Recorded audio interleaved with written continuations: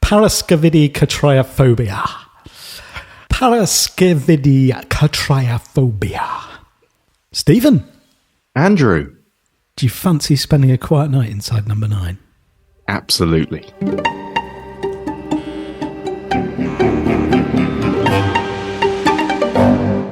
Right. You have to take a deep breath here. We're going into Series 8, Episode 3, Paraskevidekatriaphobia. Yes! Directed Good work. by George Kane, produced by Kim Crowther, written by Rhys Shearsmith and Steve Pemberton. First aired on Thursday the 4th of May, 2023. I think we peaked early there, to be honest. Nothing more impressive is going to come out of this than you nailing that. And Thank that was you. first time, ladies and gentlemen. Did I get that right? You did. Sweet. Okay, I've got a synopsis. See if you can find any fault with this. It's the first time I was curious, so I went to ChatGPT. I was like, I wonder if that could do the job for us. So I was like, please give us a synopsis of Inside Number 9, Paraskevidekatriaphobia. Just like one sentence, please. Thank you. And this is what it said. Paraskevidekatriaphobia is the 12th episode of the show's first season and centres on a group of office workers who become increasingly superstitious and paranoid as Friday the 13th approaches. The title of the episode refers to the fear of Friday the 13th, and the story centres around a superstitious young woman named Rebecca, played by Sian Clifford, who discovers a hidden room in her apartment on Friday the 13th. The room leads her on a surreal journey where she encounters various strange characters, including a sinister landlord, played by Rhys Shearsmith, a seemingly lost child, and a creepy clown. As the night progresses, Rebecca becomes increasingly convinced that she's trapped in a nightmare from which she cannot escape. The episode features a mix of horror, comedy, and surrealism, and is widely regarded as one of the show's best episodes. You know how freaked out I'm going to be if that's episode 5 of this series. Do you know That's what? quite something. It's what frightens me about that is the confidence with which it states that to be fact. That is true. I like that your first foray into ChatGPT has given you real concern about the future of everything, really. I really just don't know what to do with that. But so, have you got a better synopsis than that? No, I don't really feel like I could do a better job than that of summarising this episode. No. So I think this podcast should now be about that episode. Tell you what, at some point we will do a podcast episode reviewing that episode. I want ChatGPT to fill in some blanks. Yeah, so what did you think of in real life, in reality? What did you think of I don't know anymore. I really enjoyed it. I don't know about return to form because no, that's a phrase that Rhys has not enjoyed over the last couple of weeks. No. But there was something that made it feel a bit more. I don't know. I like the farce element. Yep. I like that it felt fun. It was a bonus that it didn't make me throw up this week, like last week. Still the goriest thing I've ever seen on television. Sick everywhere. Yeah. I think the same. I thought it was felt like an episode of Inside Number 9. Really, it had the suburban. Can we go back to ChatGPT because this has not been. Yeah. Kind of British suburbia, the unnerving, like, what on earth's going on here? Obviously the reveal of, right, so these characters are not just setting up camp in his house for a random reason. There is a reason that they're there. And so we've got, and the mix of, I guess, the psychological that we've seen a little bit of over different series, kind of dealing with a trauma, reminiscent of, I don't know, things like, I had vibes of Diddle Diddle Dumpling in that respect. Yeah, I think that's the thing is, like, underneath the farcical silliness and the over-the-top lovies, there is a a serious story about trauma taking over someone's life, like proper kick you in the gut, difficult to deal with trauma there is underpinning the whole thing. Mm-hmm. Yeah. And a success story in terms of kind of dealing with that or addressing it until, it's a happy ending. And I still don't know how I feel about the ending, because it felt like that I knew when she left the house that felt something like bad that was going to happen. Yeah.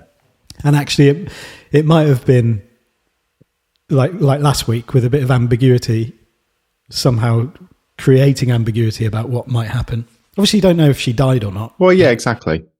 I think it's a story of all these bits and pieces. There's this huge mixture of superstition and all these little signs cropping up throughout the whole episode, combined with him making everything worse because of how he's dealing with things. It's almost like he's doing most of it to himself, really. All of the worst things that happen to him are not really that he does them. He puts himself in these situations because he's so terrified of what he's seeing. And it's almost like he's perpetuating it himself. It's almost like a self-sabotage. Maybe that's the survivor's guilt playing out all the way through. But there were bits of it that just put me in mind of, when you're in a rush and you're trying to do things quickly, and of course you end up with everything taking 4 times longer than it should because you're so focused on doing things quickly. It's that ironic thing, and it's him trying to avoid or deal with the bad luck that produces more of it. He is self-sabotaging his way through this entire episode. Yeah, so true. That self-fulfilling prophecy thing of, like, I thought that when he's trying to find the pen in the drawer, and it's like, you're going to create a real problem here. Take a breath. Just slow down, find the pen, you'll be okay. Yeah. And I've sort of, there were little bits that I've like coded in my notes. Like there's the bits that are genuine signs of, I say genuine signs of bad luck, as though I'm not superstitious. I'm a little stitious. Michael Scott, The Office. And I've sort of coded the ones that are sort of genuine things that people see as superstitions, and then the bits where he is just causing himself problems. Like you say, rushing when he pulls that drawer out and everything goes everywhere. Why did he let the post lady in? Well, he didn't want her to come in. No, he didn't. But also, when she said, if I don't deliver it now, it'll go back to the depot and you'll have to pick it up on Monday, he could have said, okay. I thought he did, because there's that cut when they're talking through the window and he says, yeah, all right. And what it turns out he means is, yeah, all right, I'll come and answer the door. But I thought it was, yeah, all right, take it back to the depot. That's what I'd have done. Pick it up on Monday. Yeah. If I was that absolutely terrified of letting anyone near my house, I'd have just picked it up on Monday. Not expecting anything. And if he had done that, wife wouldn't have had the umbrella to take to work on Monday morning. So really, it was the therapy that caused everything to go wrong. Oh, hello. You're in. That's lucky. I got a parcel for you. Just leave it on the doorstep, thanks. Oh, I can't. You've got to sign for it. Could you come back later? My wife will be in. Oh, not really. I got a round to do. Besides, I think it's for you. Gareth Beckman. Yes, that's me. Well, if you can't do it today, it'll have to go back to the sorting office. And what with it being Friday, it'll be stuck there all weekend. All right. Fine. Yeah, so I'm kind of, interested to explore the different superstitious elements of this. So if we do a little walkthrough, I suppose, we can look at the nods to different superstitions as we go. So the first scene is the bedroom. We meet Gareth and Dana. It is Friday the 13th, and there's obviously something about this date that is slightly problematic in this household. I like the fact it pans onto the date calendar thing on his bedside table, and it's not Friday the 13th. Yeah. Yeah, it's nice. Which set it up nicely for the end as well. Yeah. He knows that he has to do that. But that was just him. That was just that anxiety that's still in him, convincing himself that there's still a problem. When Intech and take a step back, you'd be all right. I thought the reveal of the episode title was fantastic. Just like the pan across. I imagine thinking of those situations. Remember when you were at school and you had to write a title on something and you started out all confident with the size of your lettering. Yeah. And then within about 5 letters realised this is not going to go how I thought it was. And it gets smaller and smaller and smaller. I'd have loved it if they were having to do that with that. That would be great. Yeah. Huge PARA. You would start so confidently and then, squeeze. Yeah. I did think, we're going to have to pronounce that. We. We I haven't said it shouldered that one. I'm not going to. You're doing such a great job. I want to get it out of you before the end of the episode. You can try. So then Dana goes to work and we find Gareth calling work with a lovely fake ill voice. I was trying to work out who he sounded like. It put me in mind of someone and I can't figure out who it is. It's really frustrating. Have you ever put a voice on like that to call for a day off? No, I just talk a bit quieter. Yeah. A bit solemn. I remember really deliberating about it one time of like, what am I supposed to sound like here? I very rarely do because with the work I'm in, it's more hassle not to be in. But when I have done it, it's one of those things where this is sort of thinking back to my days working in retail as a youngster, and you can't go in with a silly voice like that. No. Even when I was ill, I was too ill to go to work. I would still try and make it sound I've got to like sell it. I've got to sell it. It's bizarre. What does a genuinely ill person sound like? I think you're right. Just a bit quieter, probably. Maybe a bit slower. Unhappy. Bit like, just not springing. They're springing their vocalizations.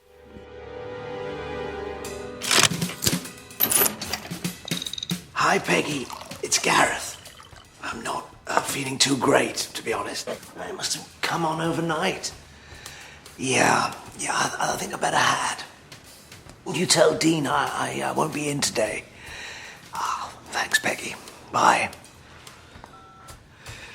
While he's talking about going to work, his wife knows that he won't be, and she gives that exasperated sigh as she goes out the door because this is one of the 3 days a year when he is unbearable. And I did wonder about that. I did when they spoke about that and it taking over their lives, but very much talking about it only being 3 days a year or however many it is. 2 days this year, 2 days next year, 1 day the year after. 3 days taking over their lives, or is he so stressed out about this that he gets himself wound up about it all year round approaching it? Or is there a wider superstition thing going on all year round that's just sort of amped up on Friday the 13th? I don't know. Yeah, that's a good question. Is his relationship with superstitions a constant? Like, do we get the Good Morning Mr. Magpie bit now, which seems like that's the sort of thing he does all the time, to be honest. Sorry, you're on your own. Now I've used up all my sorrow, nothing bad can happen. Understand? Yeah. So, I think, maybe the superstition thing has got out of hand for him. I guess it's something that might have that started with his Friday the 13th issue, that then just sort of built and built and built and built to the point now where he can't step out the door and see a magpie without reciting. Doing all the stuff. Yes. And then we hear Dermot O'Leary on the radio. He's not just anxious about Friday the 13th. He's very clued up about it. I like that he's kind of tried to rationalise the whole thing. Yeah. And it isn't a problem. It's not his problem. It's everyone's problem. Friday the 13th is a dreadful phenomenon that results in people ending up in hospital. Yeah. And you are aware of the study he cites. Yeah, apparently it is a genuine study that found things happen more on Friday the 13th. I'm not sure whether that is a cause or effect of awareness. This episode might be kind of that in a microcosm. Exactly, yeah. Is this how people behave on Friday the 13th? To be honest, I think our little boy's due date was Friday the 13th. It's amazing how many people you get that sharp intake of breath when it's mentioned. Yeah. You're like, and then things do become a self-fulfilling prophecy, because it's like the awareness that it's a bit like, and I don't know, I don't think there's actually any correlation at all anyway, but like superstitions in sport. So like in cricket, when you're on the Nelson or the double Nelson, and everybody lifts their feet off the ground until you're off like 111 or 222. And I think it's 80, is it 87? I think that's the unlucky number in Australia. Okay. So there's like different scores that mean different things to different people. But that must be it must be in your mind as you're batting. I'm on 111. I'm more likely to get out now because I'm aware that I'm on 111 and I'm thinking about it. And you're doing the proverbial pulling the drawer out of the chest of drawers and shaking it all over the place. And actually you're making things more risky for yourself because of you're trying to be safe, weirdly. Or it's something you go looking for and statistics end up being read the wrong way. When it's, yes, all these things happen on this, and yes, that does seem quite a high number, but if you go literally the opposite of, well, this is the percentage of things that don't happen on that day, then, yeah. Yeah. And so the term Paraskevidekatriaphobia. So I don't need to say it. You've got it down. Apparently first coined in the early 90s by Dr. Donald E. Dossey, American psychotherapist specializing in phobias and stress management, who reputedly claimed that when somebody was able to pronounce the word, they were cured. So I don't know if this is a problem that you have, but if you want to give it a go, then...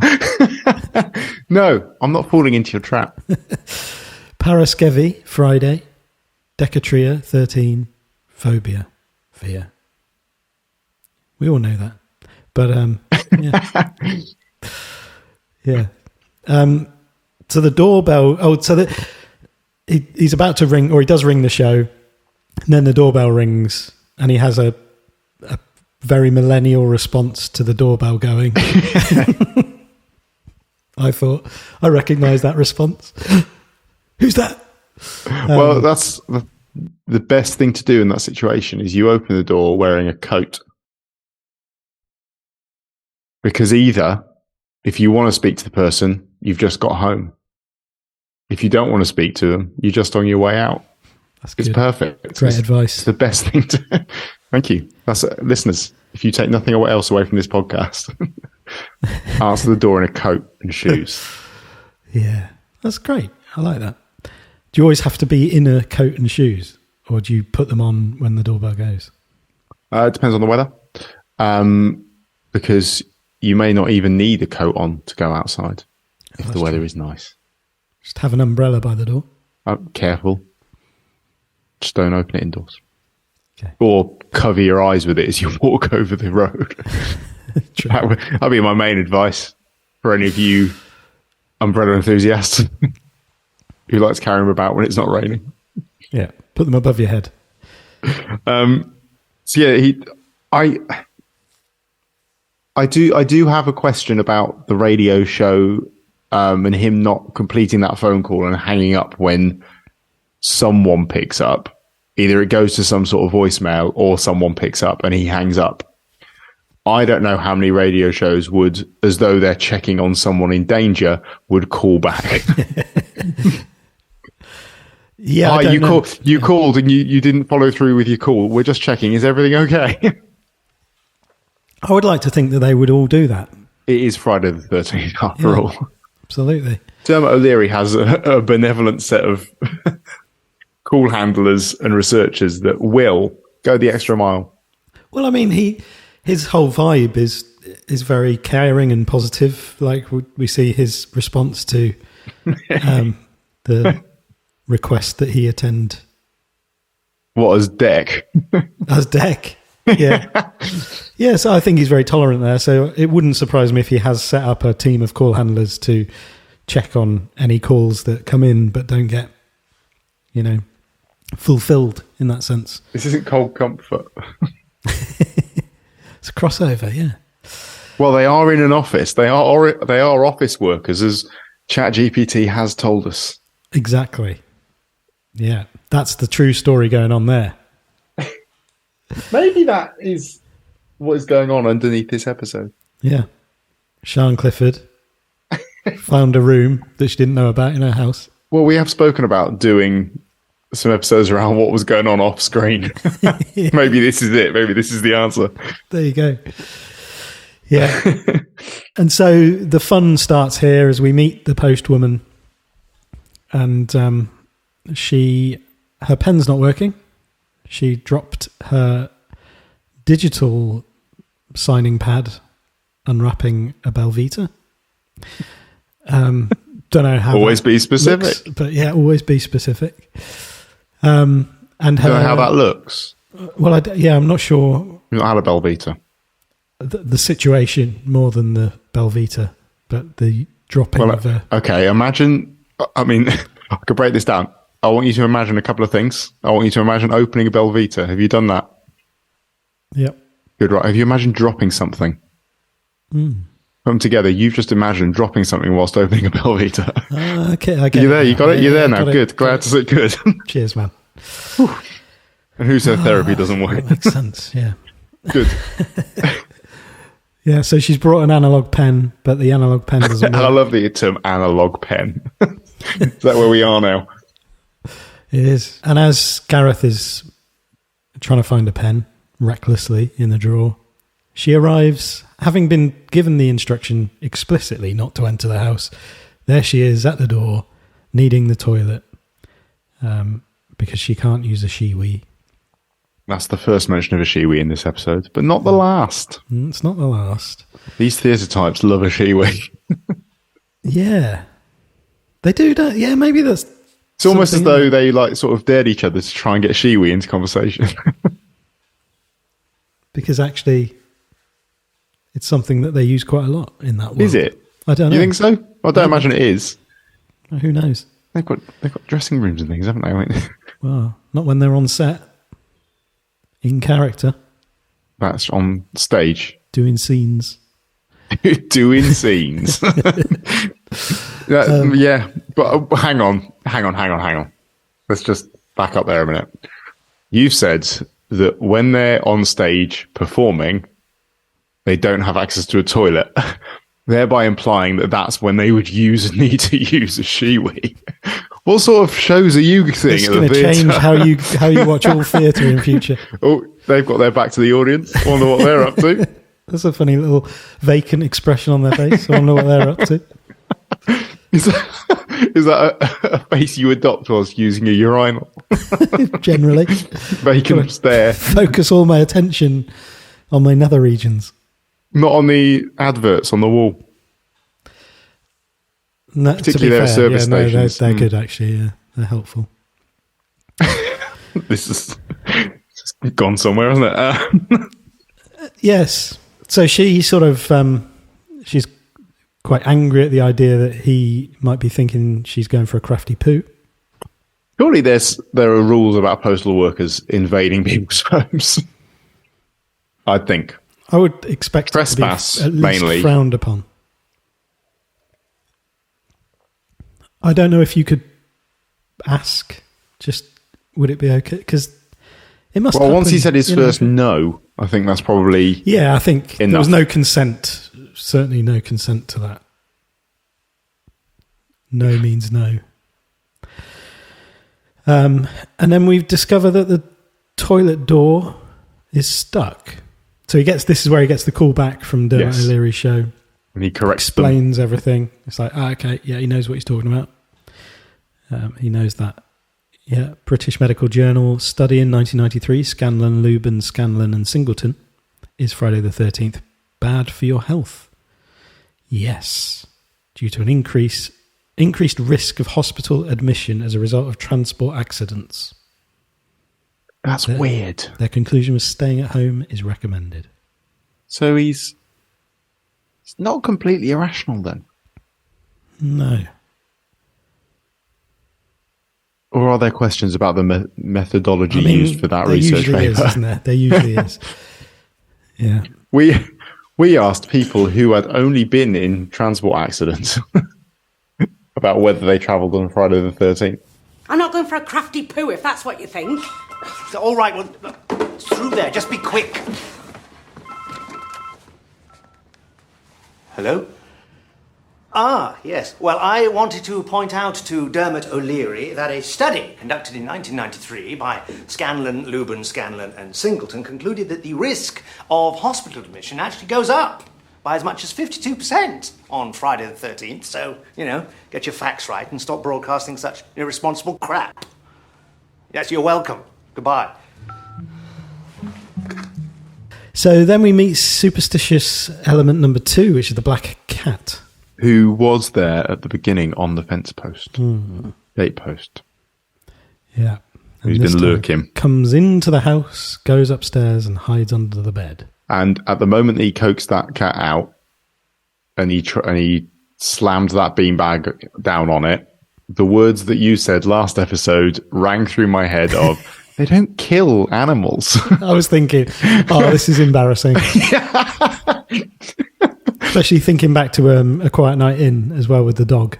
Oh, that's true. Oh, yeah, it's not true. It's absolutely nonsense. Just blame it on AI. It's fine. AI told me. It's going to be completely undermined by the fact that there's going to be a dead cat in a beanbag here now. But it wasn't. No. It was fine. But again, this is a situation that he's created himself. He bursts that beanbag by slamming it down on a cat. Well, not even slamming it down on a cat. Would it have burst if he'd got the cat? I'm going to go with no. No. All the energy would have gone into squishing the cat. And I'm not sure a beanbag is the most effective squisher of things because it has quite a lot of give to it. It does. You're right. So what should he have used? Like a concrete slab or bookcase. Bookcase. Yeah. A big book. I don't know. There are things. If you're looking for something to kill a stray cat in your home, don't use a beanbag. At worst, it could ruin your beanbag. I'd catch it in a glass and just put it out the window.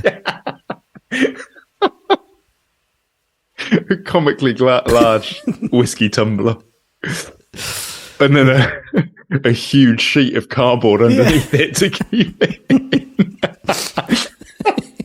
Works with all animals.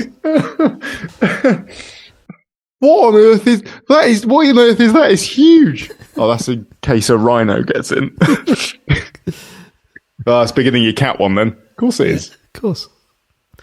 But he doesn't have one of those, so he chases it into the bathroom and it has a little shower accident.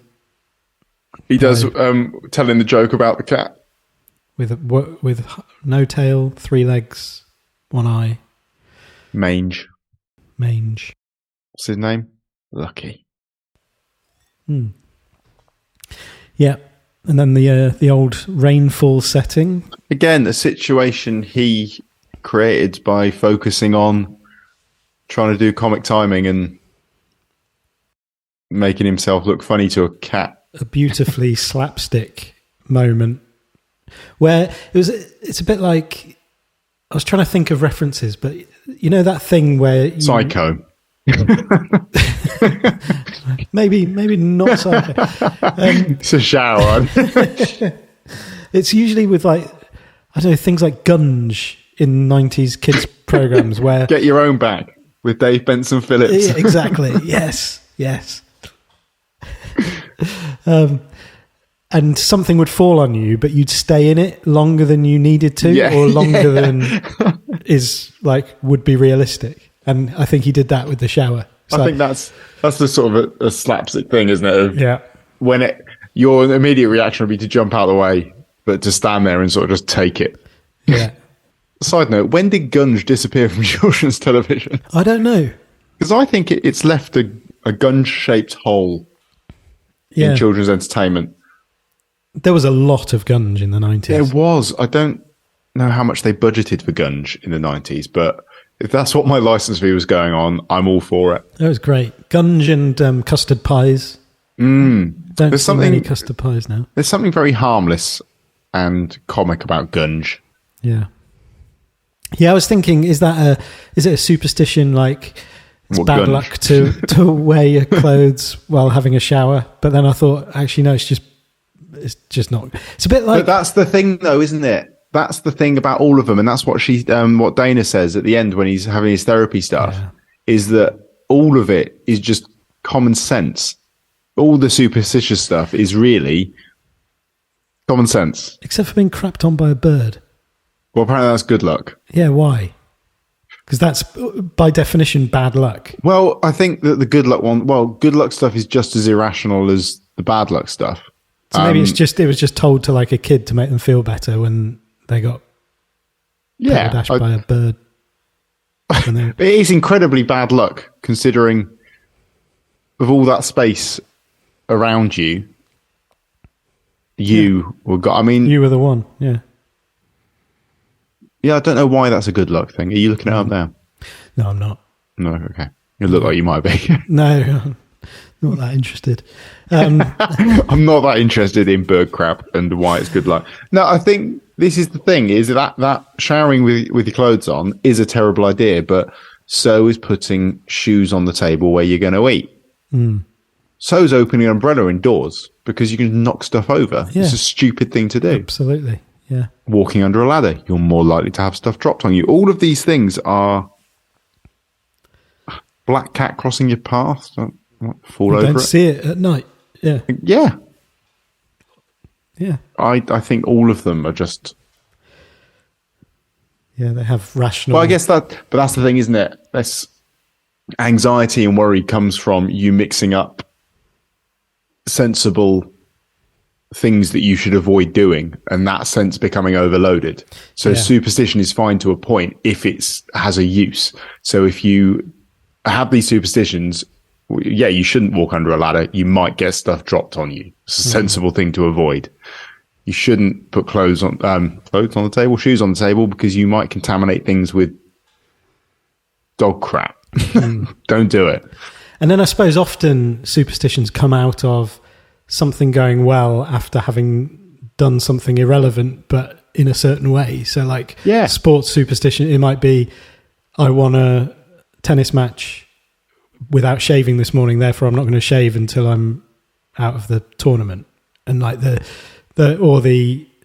kind of placing of bottles or wearing of certain clothes, and got Rafa Nadal and his bottle placements and bouncing the balls a certain number of times, then goes to an obsessive compulsive kind of extreme where you cannot function without it. And then like with the stuff about scores and numbers, that then actually has a self-fulfilling prophecy aspect to it, because you're then worried because you haven't done the thing that you think you have to do, even though it's completely irrelevant, but it becomes relevant because it has an impact on your mental state.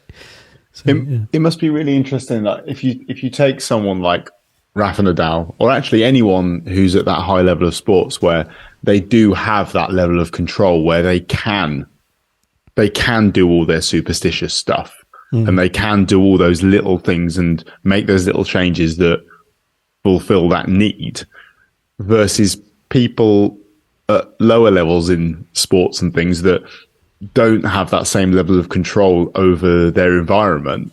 That must become horrible for them.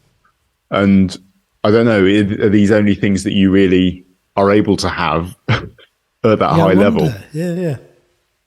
Because if you were playing in lower league tennis and you were bouncing the ball the way that he does, and you were lining up your bottles under chairs and things, someone would probably go, no. Yeah. Just stop it. No, but I have to. No. Stop. This isn't okay. Yeah, that's very true. Yeah. And you see people with just like Gareth Southgate with his waistcoats. I imagine that could have potentially become a superstitious thing if he hadn't really intentionally stopped wearing them.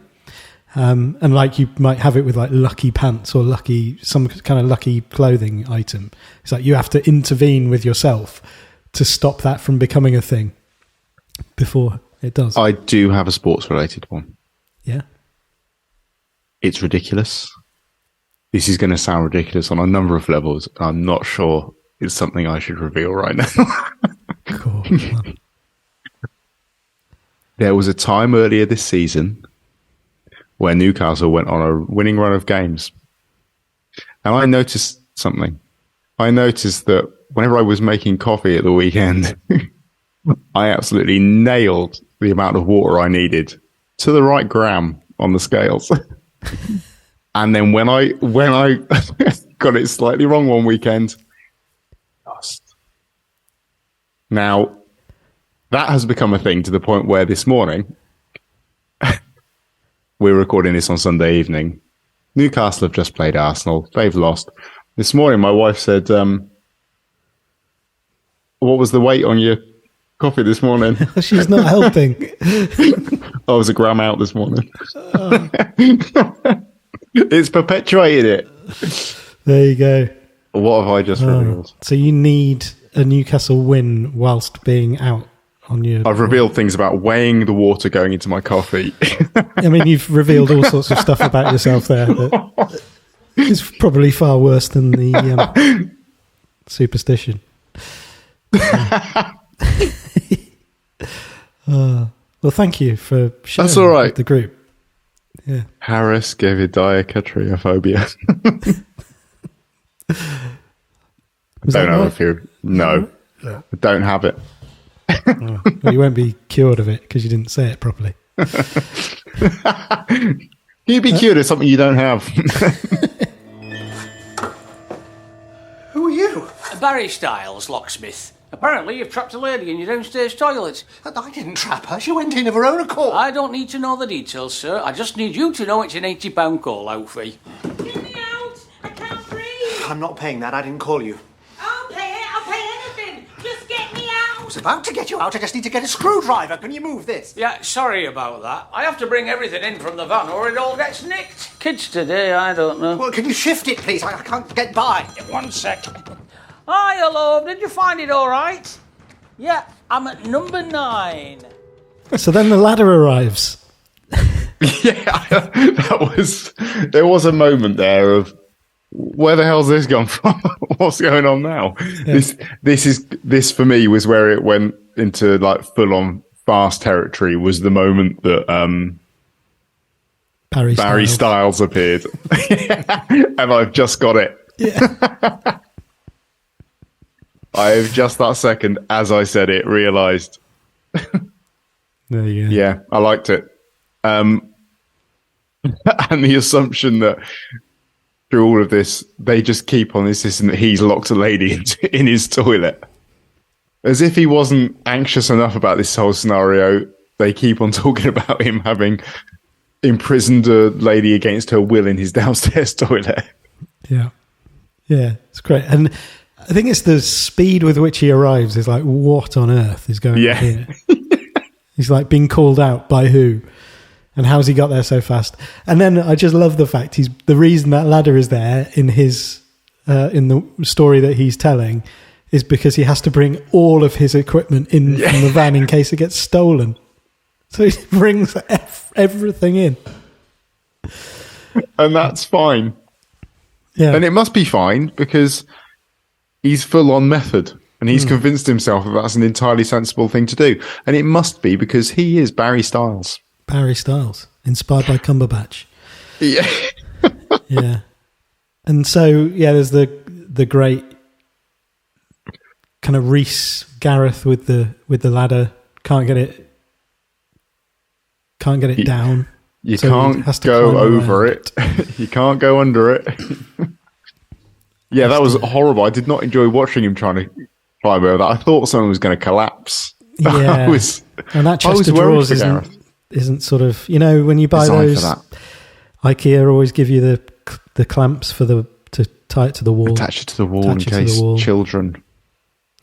I don't know how many people actually do that in the end. I think it's one of those things that you go, we really should attach that to the wall, and it doesn't happen. It just doesn't happen. And sometimes with tragic consequences, which is why they're there. Exactly. So everybody, attach your furniture to the wall.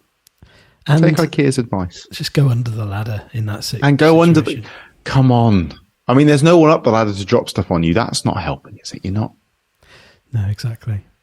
It might And fall he on him. catches his tie in the ladder, trying to close the ladder. And this is the thing. He only ended up with that...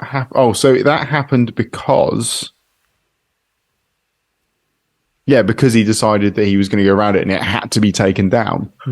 Like, that was a bad thing that he's created. That ladder could have stayed there. It was fine as it was. It was doing no actual, genuine, rational harm to anyone. Yeah. Leave it to a trained ladder operator like Barry You Styles. should. I imagine Barry Styles has passed a course Yeah.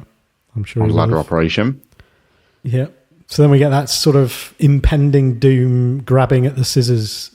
Yeah, I did wonder. Yeah, what's going to happen here? And what does he do? Bash the wall and the horseshoe turns upside down. Yeah, there's another thing. And this is another thing that's his fault. His superstition causes him to then go up the ladder to try and correct it. And as a result, he gets shoved over. And that looked like it hurt. Yeah, I'm not sure And I that feel was like part that of could the do some- original therapeutic plan. That could do some damage. I'm not sure how good exposure therapy is if it results in grievous bodily harm and life-changing injuries. No. But Barry Styles stayed in character very well. He wasn't concerned. And then we meet his Bethany.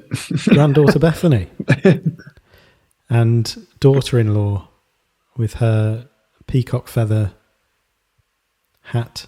I wasn't aware of this one. I wasn't aware of the evil eye on the evil peacock eye feather. of peacock feathers. No. But yeah, she asked if she can use the toilet. And he says, no, we can't cross on the stairs. There's another one.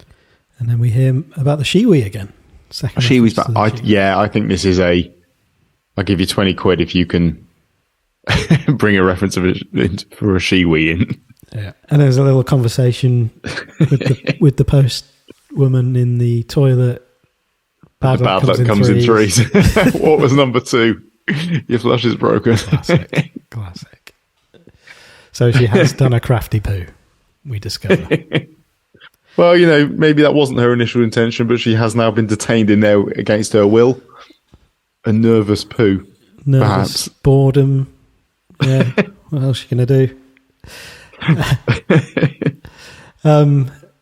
And then, there's the shoes, which I think the fact that he jumped to the assumption... the fact they were probably going to be on there. They're going to be on the table. Yeah, That's how deep-seated this is right now. how his head works, yeah. Everything is happening. And that's surely, when you see it again, that's a bit of okay, this is being done to him on purpose at this point, surely. Yeah. We are in full-on fast mode right now. It's quick. Things are just spiraling and just getting bigger and bigger and bigger. Everything is irrational. Yeah. None of this makes any sense. It's all getting very, very slapstick. Yeah. And it's good. Yeah, the salt... and that's a proper sort of Chuckle Brothers style, like salt in the eyes, fall on the floor, very slapstick. Yes, and again, did it to himself. Yeah, that child wasn't even thinking of throwing salt in people's eyes until he started picking it up and throwing it around the room. What are you doing? So she managed to get out the toilet using a screw from the mirror. Yeah, or at least hacking. It's like unsalvageable lock is going to cost £150 now. because she's been hacking away with a screw. I don't know what she's been doing with that, but I like that there can't be many jobs that both a screwdriver and a screw can both be used for, but apparently dealing with this broken lock is one. yeah. And it makes you ask, how did she get the screws out of the mirror without a screwdriver? And why not use a screwdriver? Or whatever she did use for that, why not use that on the lock? What we... Yes. And again, they are trying to establish, Barry Styles trying to establish, you did go in there of your own free will. I know the words for a citizen's arrest if you... it's just a constant thing of that would not have been in the plan at all. No. But you know what? We're going to do this, and we're going to keep on picking at the false imprisonment of a lady in your downstairs toilet thread. Yeah, it's great. And then they end up stuck in there again, the three of them, because Bethany goes and shuts the door, executes her part of the plan beautifully. It was seamless. Yeah, the little Wicker Man. I think there's two moments where the doctor sounds like Lord Summerisle talking to her about basically she played her part in the plan beautifully. Yeah, so you can't get away from the Wicker Man references. The little beach scene gave me one of my biggest chuckles, I think, which was have I got sun cream on? Factor 20. Factor 50. I haven't got my glasses on. Yeah. And I don't know why it tickled me the way it did. But yeah. It's good. Attention to detail for something that just really didn't matter. No. And that's how engrossed in their part and how professional these people are. Yeah. The cool... Shout out to the Amdram. Amdram. Brilliant. Heartbeat cool, of this nation. Coffee-smelling breeze. And this is where they slip into sort of therapy mode a bit here, don't they? Almost asking him to sort of justify his Friday the 13th worries. And even offering some positives about Fridays. Yes. Fish and chips. What are the other ones? I'm not sure. Fish and chips. This is the last day of the working week. That's it, yeah. In 2 days it starts again, though, so... Oh, man. Yeah. So then, get a bit more... What are his justifications? So there's Jesus being nailed to the cross on Good Friday. Yeah, Last Supper the night before. 13. The Last Supper. Chaucer made reference to Friday. 13 steps to the gallows. On the Friday executions. Friday executions. Something about the Knights Templar. Yeah. There's a lot. There's quite a... Maybe there's something in this. Something in this after all. That's the conclusion I'm reaching here. And eventually he... The watch has stopped at 13 minutes past, and he has had enough, old Gareth, so he just breaks through the door. Someone could have charged that door much earlier in this episode. Yeah. The waves are lapping. The sun's shining. Oh, have I got sunblock on? I burn easily. Yeah, you do. You put it on earlier, factor 20. Only 20? Sorry, 50. I've not got my glasses on. Just think about how calm you are. Not a care in the world. Oh, it smells of coffee, this breeze. It stinks. Look, this is ridiculous. I'm sorry. There's a toddler out there. God knows what she's getting up to. My daughter-in-law's on her way over, I told you. Bethany's a good girl. She won't get up to any mischief. Never have answered the door today of all days. I knew it as well. I knew it. So you don't believe in all that Friday the 13th stuff, do you? Yes, of course I do. Look where I've ended up, trapped in a toilet with you two. And he finds his wife. Yes. With Dr. Rogers. And we learn that this is a treatment. And that Sue and Johnny are from the Amdram Society. They are incredibly over the top. Yeah. Reveal I like it. Their incredibly plush real voices. And yeah, they're all in. They're all in. I don't know if this is a recognised, recommended treatment for people with phobias. I know don't imagine exposure it is in therapy is a this sort thing, of, but not to for this. extreme. No. Because I think they planted the seeds that everything he thought was true. But then I guess the therapy is for you then to go, actually, it turns out that all these things only happened because. He needs to make the link that he made the really bad stuff happen to himself. Yes, that's true. Yeah. Because there are stuff that he didn't do. But they don't talk about it like that. It's talked about like we set up this worst case scenario and then you came through it and realised everything's fine. But he didn't. He was still blatant.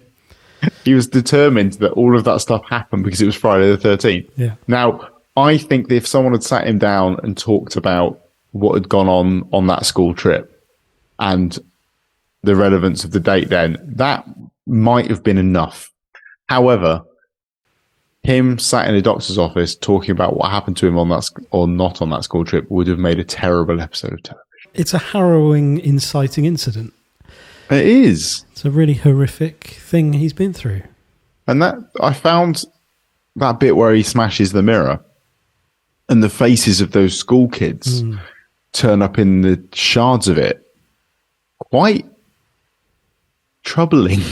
Yeah. Like it was quite it was off tone against the rest of the episode. Yeah. And it was the bus horn that I initially thought was a flat line on a heart monitor and then realised, oh no, that's just the bus horn going. But either way, horrible. Yeah. Yeah, it was just it caught me off guard. Yeah. Because I was sort of settled in for this fun fast ride. I know. Yeah, no, I thought on second viewing that the tyres screeching and the car horn it's like a premonition to the end of the episode then. Like almost, because he says sorry as well, doesn't he, just before he does it? Yeah. And it's, don't know who he's saying sorry to. But. I do wonder if Dermot O'Leary appearing might have made everything else pointless. Because if Dermot O'Leary appears at your door with £130,000, that would suggest that you're not quite as unlucky as you thought you were. So he's kind of upstaged everyone, really, has Dermot. And actually, without him, I don't think you've got a successful therapy either. I don't think he'd be waking up with the same sense of success the next morning. Because that's the thing he talks about, isn't it? Yeah. Is Dermot O'Leary. So unless they manage to stage the win, the £130,000 win from his phone call, that's the thing that convinces him. I don't think anyone else was in on that. I think that was totally just luck. That undermines the therapy. Yeah. And actually, the only thing the therapy achieved was delivering an umbrella to the door that then ended up with his wife being killed. There you go. There he is. Hey, big guy. Congratulations, big guy. So, Gareth, you are a millionth caller on the radio today, which means you have banked yourself a whopping £130,000. The big 1-3. There we go. Hey, come on. Woohoo! You are a lucky man. Thank you. Bag the big 1-3. I love the double use of big guy. The big guy. Millionth caller. Yeah, bang the big 1-3. Oh. Anton Decker, welcome to see half a sixpence. Yeah, I missed that first time round. So I remember twigging his reaction to it and thought, that was a really good brush off. And I liked the bit of acting there that was like whatever. But what I hadn't twigged was that she'd got the wrong celebrity. And that was why it was the way it was. I thought he had just done a really good version of a celebrity who really hated people offering tickets up for a show. Talk to my producer. Yeah. But no, turns out he was rightfully a little bit narked. Got the X Factor reference, right? Yes. Yeah. He was what's that? But they are as well, aren't they? They're big British talent. Big British talent. Whatever it is. What am I thinking of? Great British Bake Off. Britain's Got Talent. That's it. Britain's Got Talent. Big British. Big British talent. They're not Different big program, isn't they're it? not big British talent. They're quite small. Yeah. So then the day just ends very well, and he has a smile on his face. He looks very happy, and that continues to the segue into the morning when he wakes up in his little UFO shirt and then realizes that it's all been a dream. I'm glad it wasn't all a dream. Yeah, that's the phrase that everyone uses anytime it looks like something's about to have been a dream, and it turns out it wasn't, because everyone hates it when it was all a dream. When was Dallas? Dallas was all a dream, wasn't it? Yeah. Twin Peaks, all a dream. all a dream. But he woke up thinking that inexplicably he'd changed the date before he went to bed. To be very unusual. It's the irrational behaviour. Yeah. And then he has one final test just to make sure, which he passes by opening the umbrella. I like that little moment of, nah. Yeah. Isn't it great that we've realised the irrational phobia that's been ruining our lives for the past 20 years has actually all just been very silly. Thanks to Dermot O'Leary.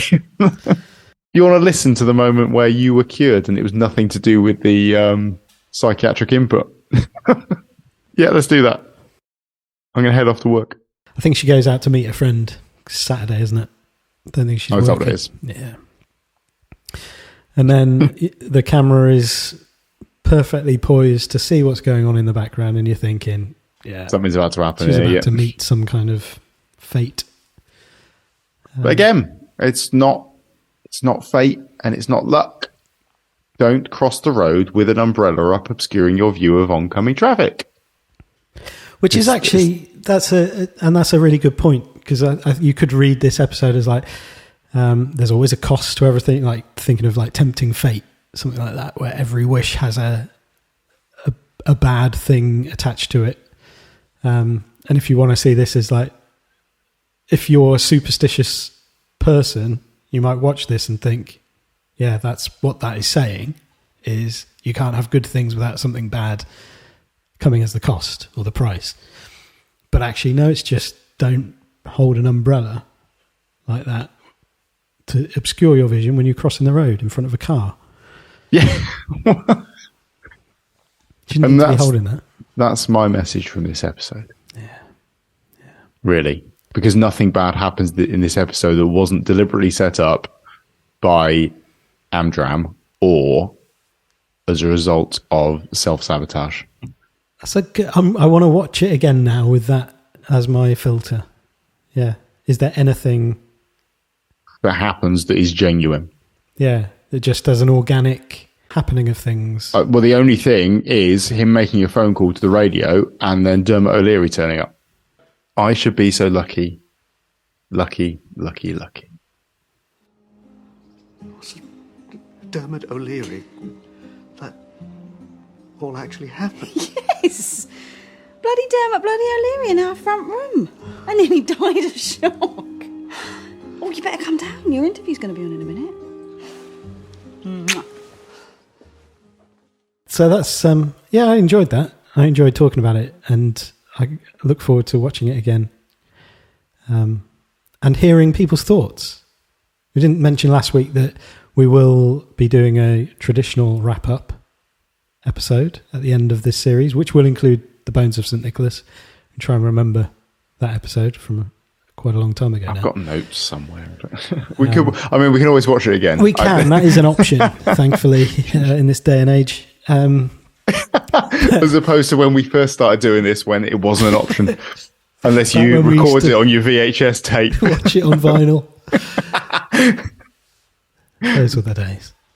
So yeah, if you've got any thoughts about this episode or any of the episodes in this series, we will dive into them in that wrap-up episode at the end.